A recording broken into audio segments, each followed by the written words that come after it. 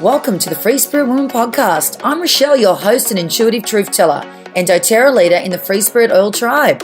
Join me and my inspiring guests as we share stories, weave magic, and give intuitive insight into what it takes to be a free spirit woman. Courageously growing your oil business, turning your fear of network marketing into your fuel, and unleash your magic to the world unapologetically. Let's do it! Sora is a transformative business coach, intuitive mentor, and international retreat leader, inspirational speaker, fire igniter, heart whisperer, and nomadic entrepreneur and world traveler.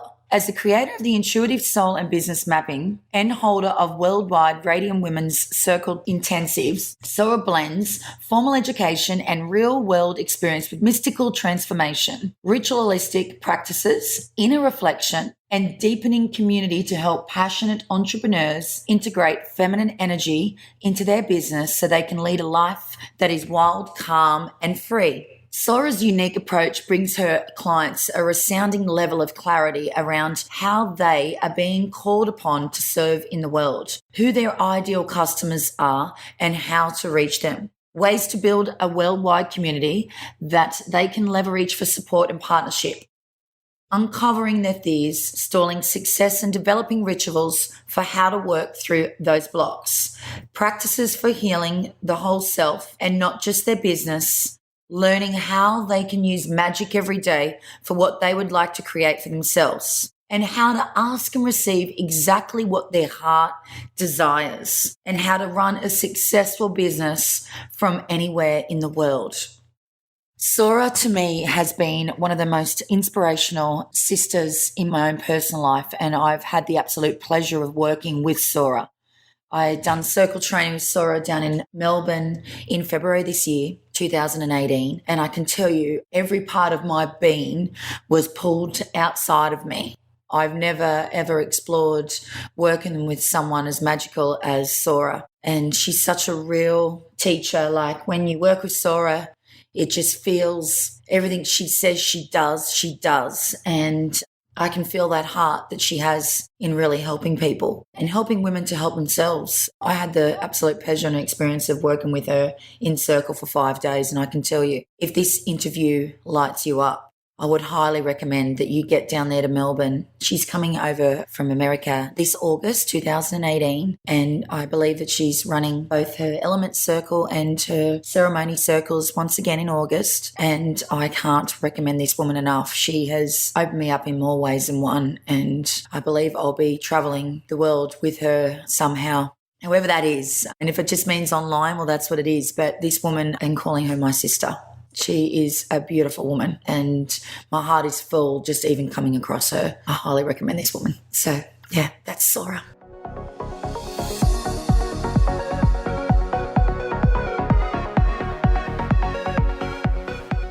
Hello, Sora. Hello there. Thank you so much for joining my podcast. I really appreciate it. Oh, Rechelle, I love you so much. It's such an honor to be here. Oh, I'm so excited, Sora. Thank you so much. So, Sora, do you mind just sharing a little bit about yourself and how you are out in the world doing what you do so beautifully? Do you mind sharing that with everybody? Absolutely. I believe that I am here to really embody how to be wild, free, and calm. And so I do that through honoring sacred circle medicine and being a space holder and a ceremonialist and helping women remember what it looks like to be in circle. And through that medicine, I honor women and the way they serve by helping them create magical, thriving businesses as a business coach. Wow, how amazing. We'll talk about how you can get in touch with Sora too at the end of this podcast interview, but how amazing. All right, Sora, so can I just jump straight into these questions, these awesome questions I'd love to ask you your whole vibe on. Is that okay? We get started? Please do. Let's do it.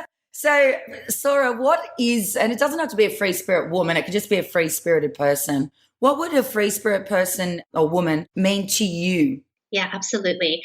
I really do believe that because I think it's something that is just part of me and my nature. First and foremost, I think free means how to liberate from our own mind, how to take away the stories and our limiting beliefs and the things that have caused us to really stop and not create that beautiful life. And so when we have access to our own deeper healings and take responsibility with ourselves, then we are free. We're free to co-create the life that we want. We're free to share our beliefs and our vision and use our voice and to be truly authentic. And then lastly, by being able to do that, we also freely get to choose what we want to do, what our desires are. And I know for me, part of that is absolutely traveling and connecting and creating offerings and being creative and doing all of these things. And I can do that because I feel like a free, liberated woman. Oh, okay. I'm just going to take a step into that. I just want to ask one more little question on that. I just love everything you just said. So for the audience, and obviously this is my whole brand, is about this free spirit woman that is, living unapologetically and living a truth and living that free life of freedom.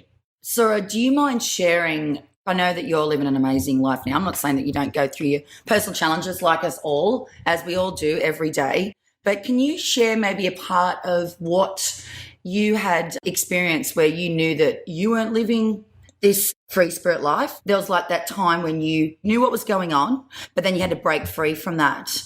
Can you share a part of that with the listeners as to how you got from, say, that place and to that other place?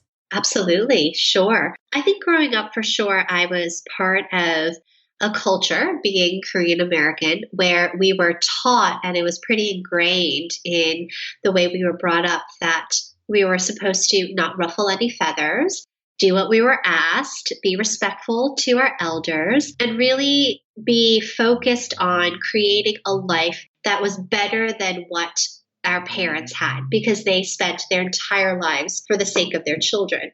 And I think what happened was I lost myself, or I never really developed a deeper understanding of my own truth. So I couldn't be unapologetically myself because I didn't know who I was. Ooh. And I think it was only until I was in my mid-20s when I realized I was living a life that wasn't true to me. And because of that, my body started to give it out. And I was ill, and I was having so many different physical ailments that I was forced to stop and look to see what I needed to change. And when I ended up really stepping into spiritual practices and being able to create space in my mind and ask very interesting, deep questions within myself, did I realize that I was quite unhappy and that it was up to me to change that. And so that's when I began to take small steps, right? Small steps to make changes. Yeah. And then all of a sudden from that place, feeling more confident, feeling more fearless, feeling more brave. And then those small steps ended up being more life-changing big steps. Yes,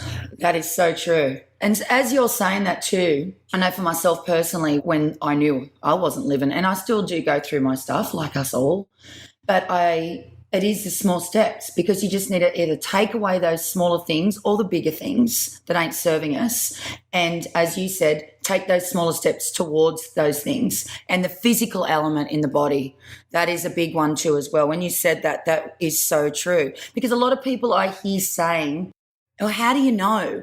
Or a lot of people already know and they don't know how to get out of that mess. So that was a real wise comment that you just made then about those small steps. And I suppose I've never really looked at that either, because the way I've done it, I've just taken away things more so than actually taken those little small steps to fix the problems. Although I probably was, Sora, do you know what I mean? Right. Yeah, I'm just absorbing everything you're saying. It's really amazing the way you're sharing, so thank you. Oh, you're so welcome. I'm just loving it. I'm learning so much as you're talking, so I'm very, very grateful. Okay, so this is a really good one. I love this. And I mean, you've really sort of have touched on that in this last question, but living unapologetically, Sora, for you, as you said, the way we were all taught and the way we were supposed to live and all the rest of it. But how do you not give a hooter or a what and not care what others think unapologetically? Even in the adult life, like today, you know what I mean? Not so much when we're younger, more so today, when there's so many opinions, you've got social media to deal with. What would be your take on all that, Sora? I think we have to all be pretty gentle and aware about where we each are at when it comes to being unapologetically us and voicing who we are. I think we're all on our own different paths. And so what I've noticed is that, one, I think sometimes it really has to do with you being on that personal journey of noticing what fear comes up for you. What are the things that you don't want to say or you're unsure of, or that you believe that someone else is going to think unhighly of you, or you're going to get some repercussions for showing up in a particular way. And so when you begin to notice that and hide different aspects of yourself, I think that's a clear place for you to begin to uncover why that might be so. And so I think as you begin to do that, you get more and more confident in knowing that really it doesn't matter, that whatever it is that you're going to say, you probably will not end up being burned at the stakes like you might have been in your past life. And that it's really up to you right now at this day and age. If you did not show up the fullest of who you are now, then when will you? You are so needed, especially right now. But the more and more you exercise that, the more and more you release the fear, the more and more you step into it, even though that there is still underlying fear, but use your courageous heart to do so, the easier and easier it becomes, to a point where all of a sudden you're just not going to give an F anymore about what other people think or say, and you'll just continue strengthening your own sense of awareness and your own boundaries so that you can really live a life that feels pretty clean in your integrity. Wow. Right. This is amazing. I can't even continue on that conversation. That was amazing. Next. That was unbelievable. Okay. Daily spiritual practices. Yes. I love to talk to you about this because for all you listening, I've done circle training with the beautiful Sora and it was incredible. It was rattling because I had to really pull on all of my things, but oh my God, this woman knows this stuff. So I would love you to share what your practices are. And if it means with other people too, maybe you could share a part of that as well because we might touch on that at the end because I know this is a big thing, big topic. And I know a lot of people that are attracted to me ask me a lot about these type of questions. So I really feel you'll be great at this, answering this, Sora, for them. So rituals, what I love about rituals is that it can shift and change at any given moment. So each day I've got certain things that I do, but I also believe in feminine flow. I am a woman and I have my cycles and I have my own desires and my own emotional cycles. And so based on my mood and when I'm bleeding and what's happening that day and all of the different things, I also give myself the permission to not always do all of the different spiritual practices because then it's just overwhelming and it creates anxiety. And then you end up feeling down and you start badging yourself around the things. So for me, the first and foremost is just to have a moment, just a moment to breathe and notice and take a temperature of where I am. What am I thinking? What's going on with me? And notice if I can ground and root, even if it's just for a couple of moments. And then after that, taking time to nourish my body, to take a walk around, to say hello to my sacred tools, and just to get in touch with the fact that I'm in my body, starting my day in this physical form on this earthly realm. And then I proceed to go on with my day, including with my clients and creating and doing all the things. And then in between, let's say client calls is when I'm really deep into my practices of clearing and cleansing so that I'm not taking on their energy. And instead I'm feeling really grounded and very strong for the next woman who's about to show up in my space. So for me, that's the most important thing, which is to have energetic hygiene so that we aren't ill or depleted or feeling emotional or doing all these things after our workday, because we still have a full life ahead of us after our workday, which could include with our partners, our children, our self-care practices, all the other things. Wow. Can you touch a little bit on the altar thing too? Do you mind, Sora? Because you're the queen of altars. Do you mind touching Well, I wouldn't say that. So maybe just a little, well, I feel you are anyway. So you told me a lot about it. Maybe you could just share. And of course, if they want to ever work with you or they could learn a lot more in your circle training. Because again, a lot of people that I come across say they don't know how to do it. Right. So the person that's just beginning a spiritual journey or just a journey of connecting with themselves or however that looks. Like what would you say to somebody that was starting to, is it elements or is it? Absolutely. I feel like everything else that there is layers to your learning around a specific idea or a practice. And so altarcraft also has many different layers and complexities to it. But for those who are just starting, it doesn't have to be that hard at all. I think the first place is always around curiosity, play, and also reverence to the fact that this is sacred. It's a way to connect with something above and beyond you. And so I would invite a sister to think about what is the concept and reason that they're creating an altar. And it could vary. It could be around calling in love, or it could be about really tuning into the goddess of a particular goddess. Let's say it was Pachamama, Mother Earth. It's based on an element because they really have desire to work with an element. Or it could be an animal spirit that they so desire. They see hummingbirds all over the place and they'd love to honor the hummingbird by having an altar. So knowing exactly what your intention is the first and foremost thing. It might even be that you're working with a mantra, maybe an affirmation that you're working on to change your mindset. So you would create an altar. The first thing I would invite is to have some sort of cloth, and it could be a tablecloth. It could be a scarf. It doesn't have to be something that you go out and purchase, but create a nice place. And then it's really all about beauty. The beauty is what energetically enforces your altar to come alive. So anything that you find is beautiful or that you find is deeply resonant to you or that has deep meaning to you, pull that all together. You can clear it with water or clean it with just a napkin or clear it with some Palo Santo or sage. And then you place it on the altar based on whatever your intuition says. Don't overthink it. And then tend to your altar every day. Just go to it and say hello, greet it, sit by it, meditate in front of it, and just notice that your altar can come alive, that you can begin to create a relationship with your altar. So if you love pretty things, great. If you have all these crystals, awesome. But what if you actually use them in a way that supports your life and enters the magic realm? So that's how I would say and invite a sister to begin their altar experience. Perfect. And that was just really simple, and anybody can just go out and do that. And they've already got all the things in their home. I love that. Thank you, Sora. Okay, intuition. All right. I know this is a big topic and everyone feels into this differently because, again, I get a lot of different things, conversations around this topic. Intuition. How does it talk to you? And then if someone's just beginning this journey, I always like to talk to the person that's just starting out and they're exploring it, you know. How do they know? Because I always get asked, how do you know where it's coming from? Where is it coming from? I can't hear. I haven't got an intuition.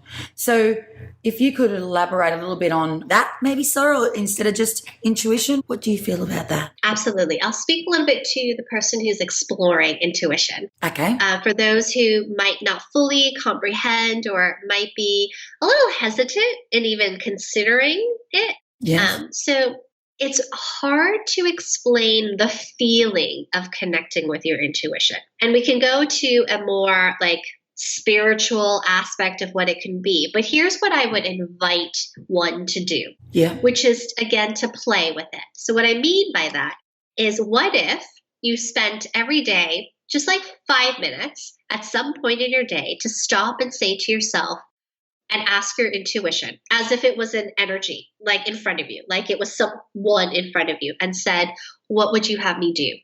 And you just ask that every day. What would you have me do today?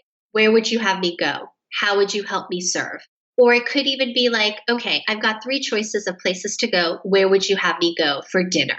Right? It could be any of the things. Or maybe it's, do I take this course or neither one of the courses? What would you have me do? And so when you do that, what you're doing is you're asking permission for your intuition to actually speak up. And what I mean by speaking is there might not be a voice. You might hear something, you might feel something, you might smell something, you might have a deeper knowing, or you might have a pull to something, but something will happen. Or you might notice a text pop up with a word that is exactly the word you needed to help affirm, right? All these different ways it could happen. But when you invite the question to be answered and then you wait and you listen, you actively listen. You're not trying to force an answer, but you're just listening. And sometimes you might be like, you know what? I don't hear anything. So then go on with your day. But as you're going on with your day, keep it in the back of your awareness that you asked the question, because guarantee sometime throughout the day, your question might be answered. It might be answered randomly by having a conversation with a person and the person saying that they're going to take this program. And it's exactly the program that you were thinking about taking. Or you end up saying, oh, I don't know where to go. And all of a sudden, without you even realizing it, you're heading to your local coffee shop and you're like, why am I going there? And then you go there and you strike up an amazing conversation with the barista who ends up being a client, right? Like these serendipitous encounters or things that happen that can validate. So what a new person who's working with their intuition is open to exploring will happen is what you're doing is you're strengthening your muscle, and what you need is validation.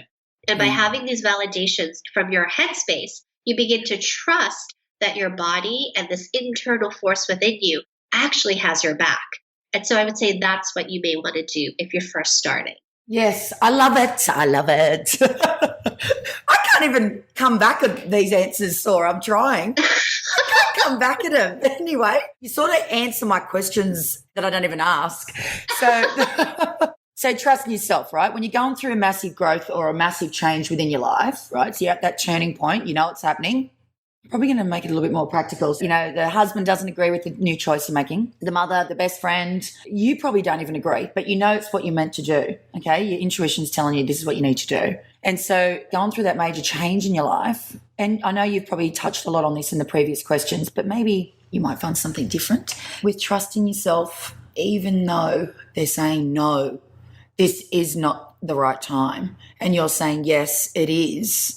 How does she trust herself? So this can be really tricky, right? Because sometimes you think that you're making the right choice, but it's actually your ego speaking to you. Or sometimes you are making the right choice, but everyone around you thinks you're crazy for making these choices. And so to me, what I've realized that helps me move through these major transitions, these major up-levelings in my life, is to have a support system that always has my back, no matter what, who also equally understands the magic of following your intuition. And so the people that I rely on are sisters. I rely on cultivating and calling in deep, deep relationships with women that I wholeheartedly trust, that they're not invested in whether I, quote, make it or not. They're not trying to save me. They don't have any background story of us together, but instead they're coming from a place of looking at me in my sovereignty, and they can help discern and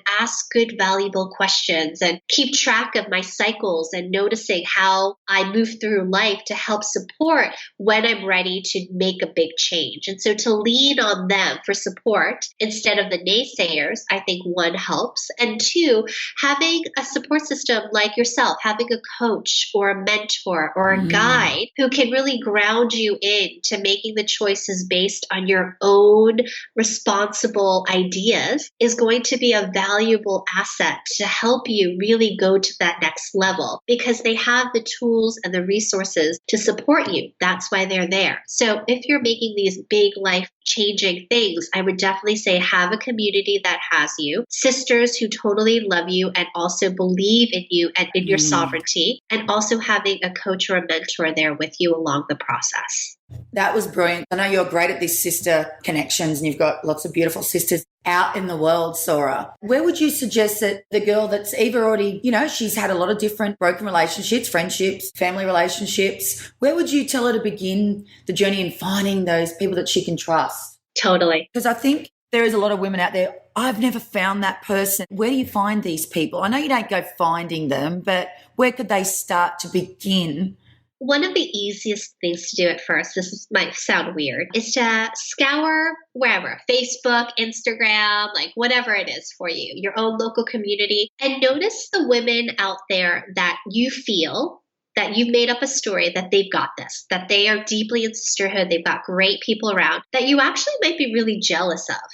And you're like, why does she get to have these beautiful play dates with these amazing women? Look at her Instagram feed. Or look at this woman on Facebook who seems to rock it with sisterhood. And just take a moment and watch what internally is happening with you. And see if you can invite yourself to also equally know that you're worthy to also create and call in women that would support you. It doesn't have to be the match of what that woman has or their type of women, but just the idea of that deep connection. I think once we can identify that that's something you desire, yes, then we can begin to really tap into clearing some of your stories, noticing your fears, and then going to different events, whether they're workshops or retreats or circle or circle training or whatever it is, but going to experiences, even though it might freak you out and get you really nervous, but you are committed, let's say for a year, to be like, you know what? I'm going to try the sister stuff out.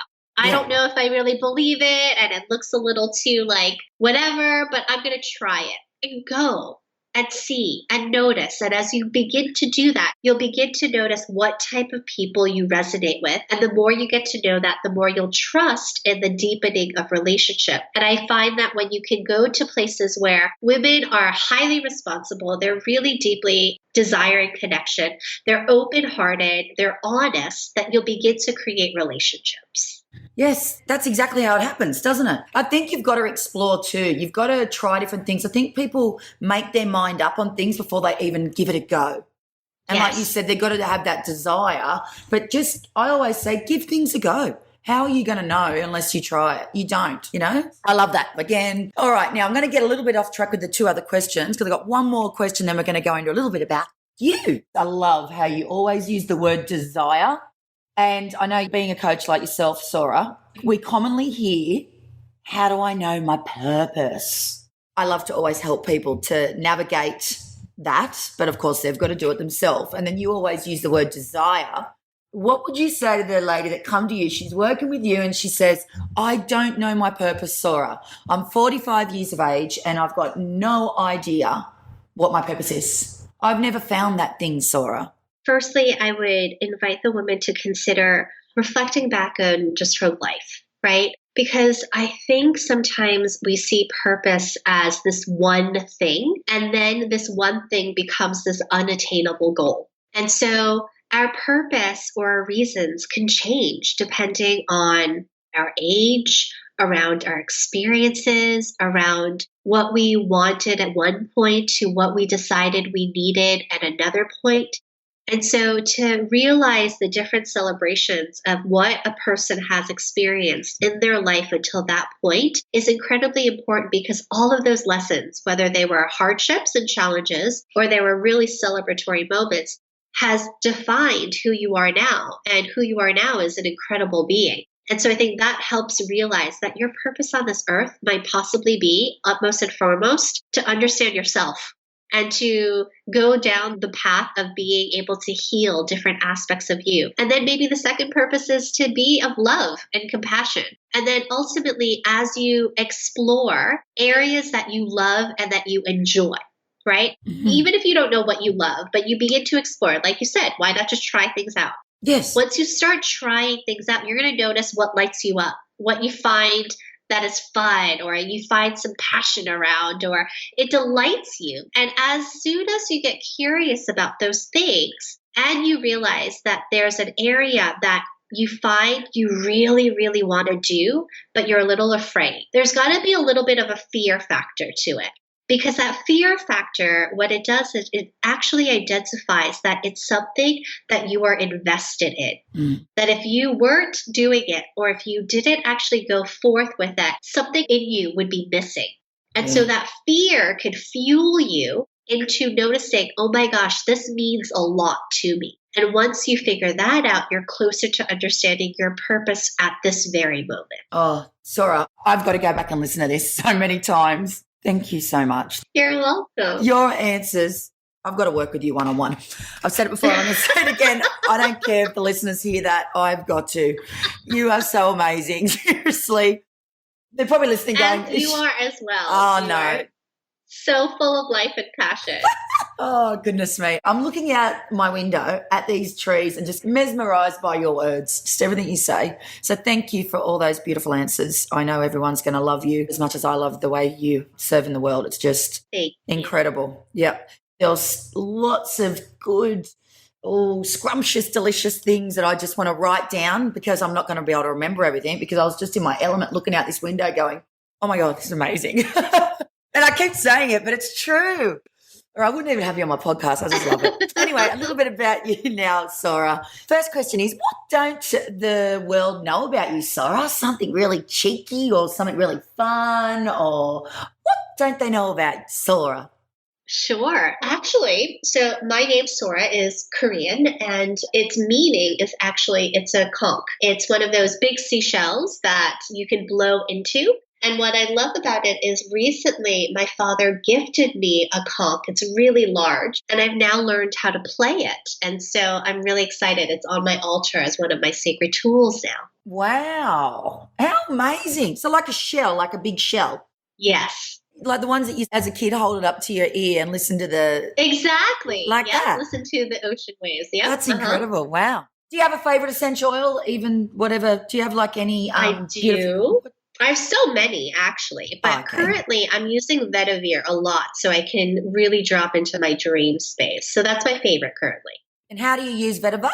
So I'm using it during my sleep time. So I will put it on as like a roll-on with some coconut oil on the bottoms of my feet and around me before I go to bed so that I could drop in because it really helps with dreams, remembering your dreams, as well as grounding you. Oh, interesting. I wore Vetiver last night. I can't actually use Vetiver a lot because it really makes me foggy. Yes, but I put it on my soles of my feet last night because I wanted to switch off because I knew I had a couple of podcasts today. But anyway, it's about you. So favourite book, Sora, right now? I know you'd probably have many of those, but your favourite book right now? Ooh, that's a hard one. Okay, so another random little fact about me is I love personal development books, but I also like to dive into young adult fantasy novels. Wow. I do. I love it because it's filled with magic and usually a female character that's just such a warrior and doing some beautiful things. So for my birthday, my fiance bought me a trilogy that's inspired by Korean mythology. Yes. And so that's what I am currently reading. That has been a joy. I wouldn't say it's my favorite, but right now I'm delighted by it. So I'm reading a trilogy called Prophecy by Ellen O. Right. Oh, right. Quite interesting. I've been watching a lot of Netflix, but try and take my brain to switch it off, and I'm getting right into these seasons and all these big, long Netflix movies instead of just watching and I'm so caught up in it. Like literally I've got every night got to watch one episode, but it's good not reading. I haven't been reading either, actually. All right. Favorite podcast or YouTube channel? And I know you've got, I was going to ask you at the end actually about that, Sora, the TV that you do. I don't know that they've got to subscribe to you, but you can share about that at the end. But what would be your favorite listening tool right now where you've got your earplugs in and you love listening to them? Absolutely, sure. So there's two podcasts that I really, really enjoy, like love, love, love. I am diligent about listening to How I Built This. It's an NPR podcast. It's really good. It's about innovators and entrepreneurs and change makers, and it's awesome. Yes. And then the second podcast is by Julie Parker called The Priestess Podcast. Oh, yes. Yes. I love her podcast. It's amazing. You're on there and too. Now yours, Rechelle. You have yours. Thank you. No, mine's only very early in the piece. I think you got interviewed on Julie's, didn't you? Sorry, they can find your interview on Who inspires you right now out in the world? That's a big question. Okay, so to be honest, my group inspires me right now. I have like a free Facebook group and we've been actively just participating in different challenges and practices. And recently the women have been invited to share very openly and very tenderly through Facebook Lives. And I'm in awe with women and their resilience and their ability to constantly work on themselves and want to find connection and support one another. And I admire them all so much. So wholeheartedly, I would say the women in my Facebook group. Do you want to just share what the group's called and how do they get into that group, Sora? Oh, thanks. Oh, of course, please. Yeah, it's all free. All you have to do is find Sacred Circle Path. And you'll see the Facebook group. It's connected with me. Okay, perfect. We'll put a link, Sacred Circle Path. They'll put a little on the show notes too as well. Great stuff. And of course, like last, how do they work with you? Like, so for someone that's just wanting to explore you or wanting to work with you in a program that you run or your circle training, and I know there's lots of things you do, Sora, but maybe however you want to share it, because some people are going to want to know. I would say the easiest thing is to go to my website, sorasuryaNo.com. Yes. And sign up for the newsletter. You'll get a free Priestess magazine and you'll get weekly Sora TV with really lovely rituals or information or things around your business. Yes. And then after you do that, come and join the Facebook group where we get to connect. And the more you get to know me, the more you'll see if there's opportunities that you'd like to be in sacred space with me. Yes, please go and see Sora. Thank you, Sora, so much for today. It was amazing. I know I'm going to be getting lots of feedback about this podcast. I know it already. So thank you very, very much for being here and giving me your time tonight, because I know it's in the nighttime over where you are. Whereabouts are you again, Sora? Just share with Sure. Yeah. I am in the U.S. I'm a New Yorker, but currently living in Asheville, North Carolina. Wow. How amazing there. Is that like city, what we're talking about? It is. I mean, there is a city, but we're surrounded by mountains. So it's a small, vibrant, creative city filled with lots of healing arts and music and festivals and great food and all of that, but also really beautiful hiking trails and rivers and things like that. All right. Well, thank you so much, Sora. And we'll be putting the show notes up so everyone can find you. And I have absolutely adored listening to all your answers on this podcast. So thank you so much. It was such a pleasure. Thank you, Rechelle. Thank you for joining me on another episode of the Free Spirit Radio. Your feedback means the absolute world to me and helps me to bring you more guests and topics that support and inspire you. Email me over at love@freespiritwoman.com.au or direct message me on Instagram and Facebook to share your thoughts on this episode. In between episodes, you can also connect with me online at freespiritwoman.com.au. While you're there, please feel free to sign up to my newsletter. Each and every month, I send out a free spirit energy reading where I tune into the energy for the up and coming month and intuitively share steps you can take to become your best and bravest self. So that's all for now. See you next time.